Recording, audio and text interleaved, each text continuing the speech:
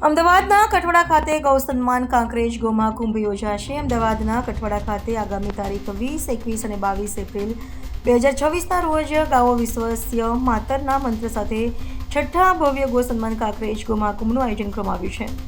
આ ત્રિદિવસીય મેળાનું આયોજન થશે। આ કાર્યક્રમના મુખ્ય આયોજક લાલાભાઈ રણછોડભાઈ રવારી છે।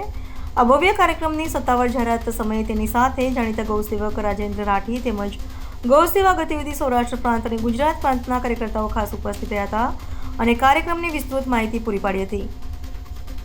આ મહાકુંભનો મુખ્ય ઉદ્દેશ્ય લુપ્ત થતા શુદ્ધ દેશી કાંકરેજ ગૌવંશને પુનઃ સંવર્ધિત કરીને સમાજમાં સન્માનીય સ્થાન અપાવવાનો છે। આ આયોજન દ્વારા સમાજમાં જાગૃતિ લાવવાનો પ્રયાસ કરવામાં આવશે કે ગૌમાતાનું સંવર્ધન કુદરતી રીતે કાંકરેજ નદી મહારાજ દ્વારા જ કરવામાં આવે અને કૃત્રિમ સંવર્ધનને પ્રોત્સાહન ન અપાય।